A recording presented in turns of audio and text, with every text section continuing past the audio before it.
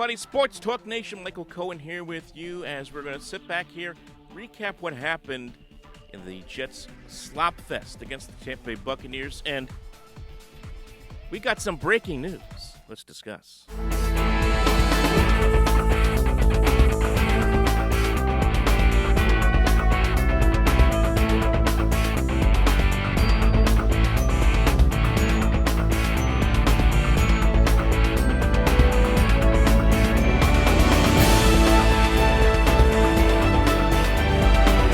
All right, so folks, before we get into just kind of talking about the keys of the game, the biggest things that happened from what was ugly, awful, disgusting to sit through football game between the Jets and the Buccaneers. Look, preseason games are hard to sit through to begin with.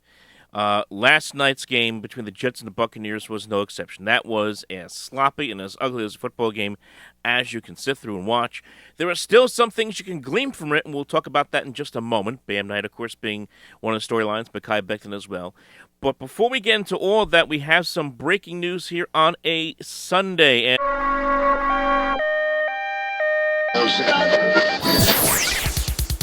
the breaking news is that Aaron Rodgers will finally appear and play in a Jets preseason game this weekend, this upcoming weekend against the New York Giants. After sitting out the first 3 games of the preseason, Rodgers will, according to Robert Saleh, play in this game upcoming against the Giants on Saturday. So that adds there's a whole bunch of things going through my mind right now on this. One, obviously we're going to have a chance to see what Aaron Rodgers looks like with this offense. I understand that we live in another era now in football. In the past, you used to have the starters play a series in the first game, maybe a couple of series in the second preseason game, and then maybe a half in the third preseason game. Those are the olden days. Nowadays, you don't see the starters play much at all, if ever, in preseason games for obvious reasons, money being the most important thing. You don't want to have guys go out there and risk their health in a meaningless preseason game. So, the fourth preseason game, yes, it'll be not interesting to see how Rodgers does with this offense. That's going to be the biggest key of all, how he's going to mesh with this offensive line and kind of get an idea of what he's going to look like with all these weapons that are around him. From Breece Hall to, you would have to assume, Michael Carter. We'll get into more of that in just a moment.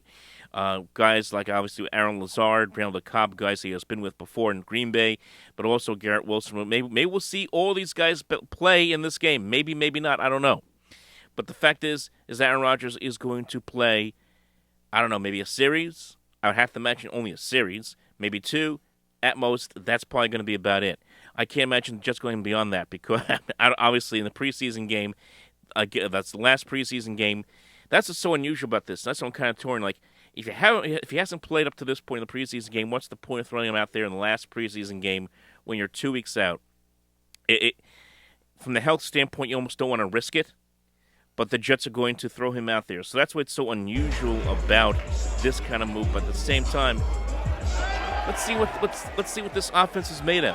Let's see what these pieces can do together a little bit as well, even if it is just for a series against the Giants this upcoming weekend. And look, there's been a lot of talk about this Jet team, the potential of this Jet team going into the 2023 season, this offense as well. And we got, let's just go right into the recap of this game last night between the Jets and the Buccaneers.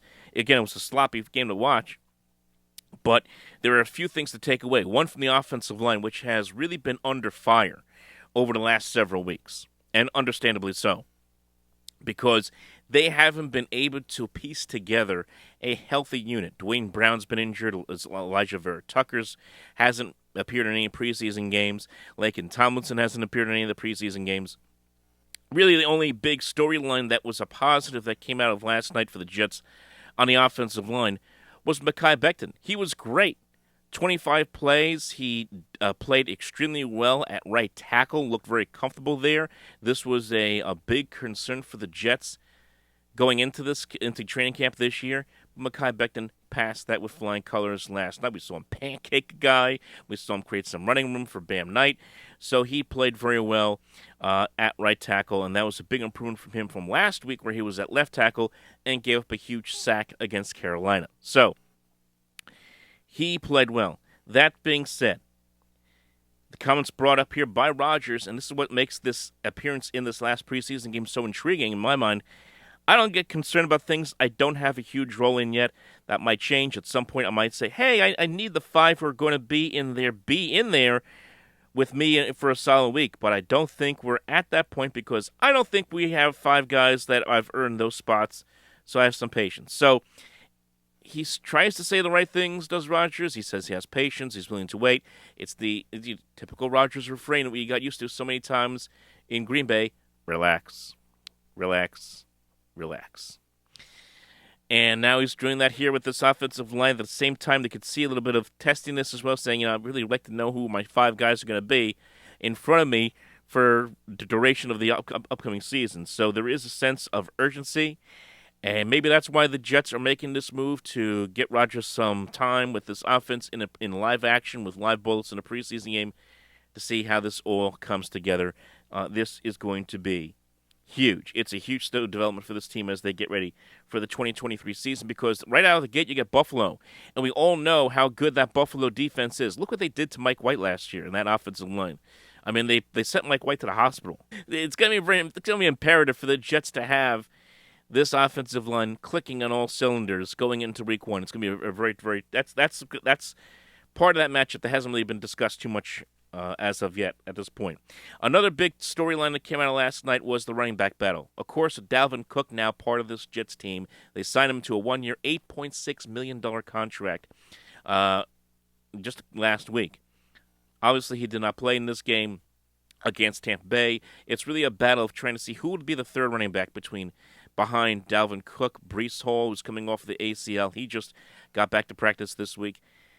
Is it going to be Michael Carter or is it going to be Bam Knight? And I think the Jets made a loud statement on Saturday night by not dressing Michael Carter and playing Bam Knight for pretty much the majority of the snaps last night. And I know that Israel Abanikanda got hurt last night. That could play a big role in decision-making as well. But Bam Knight had a bad night. He had a fumble. He accidentally got involved in a situation where he backpedaled into the quarterback, or the quarterback Tim Boyle backpedaled into him and resulted in an incompletion. He did not distinguish himself, did Bam Knight. Only 33 yards and 8 carries, didn't have a lot of burst. The couple of times we saw Israel Abanikanda, we saw some burst. Heck, even Zach Wilson showed a little more burst by going full Michael Vick on all of us with that 35-yard run that he had. So it was not a good night. Not a good night for Bam Knight. And you have to wonder, did the Jets showcase him last night? Let's hope that maybe someone couldn't go out there and make a trade for him so the Jets don't have to just straight up cut him and not get anything for him. Do they feel that by not dressing Michael Carter, they feel they certainly have seen enough Michael Carter over the last couple of years that he doesn't need to prove anything.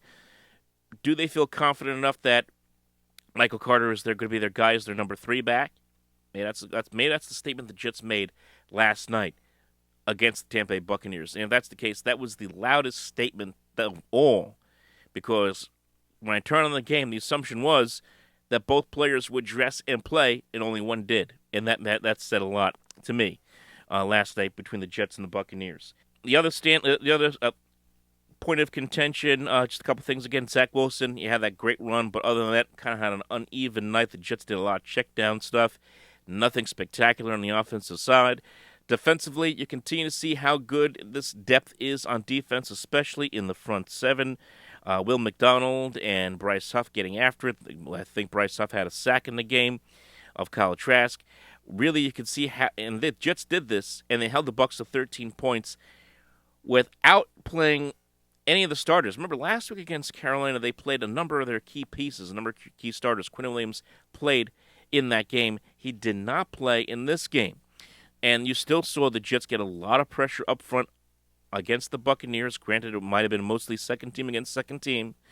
But the pressure that the Jets exerted on the Buccaneers up front was incredible and just speaks to the depth that they have built in the front 7 with a defensive line at linebacker by Joe Douglas. They have done an outstanding job in that regard. So as you go into a season, okay, you're looking at a team that right now defensively looks pretty damn solid. It really does going into this season.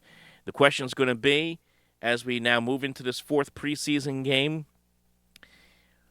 How will Aaron Rodgers look with this offense? How many of these players are going to start? Are we going to see Elijah Vera Tucker play in this game? Are we going to see Mekhi Becton back at right tackle? Are we going to see Dalvin Cook in this game? I don't know. Probably not. I doubt we'll see Breece Hall in this game either. We might see more Michael Carter perhaps in this game against the Giants.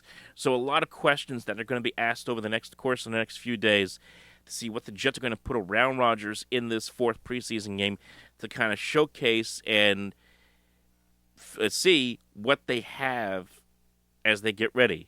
And we all know they have a lot of. We all know what they have by what we've seen in training camp. It's been pretty spectacular in training camp, but to do it now with live bullets in a way, in a preseason game, it's going to be fun to watch. So that's the development, folks. That's really our take from the weekend, as far as where the Jets are concerned. They are making their move, getting ready for this as they get ready for the season. Sloppy game that you just throw in the garbage can, for that matter, except for the fact that Bam Knight probably didn't do himself any favors. Mekhi Becton did himself a lot of favors at right tackle. And now, finally, we're going to see what Aaron Rodgers can do in a preseason game, probably only a series, against the New York Giants this upcoming weekend. So, folks, like and subscribe. Leave your thoughts below. Tell us what you think. We'll talk to you next time.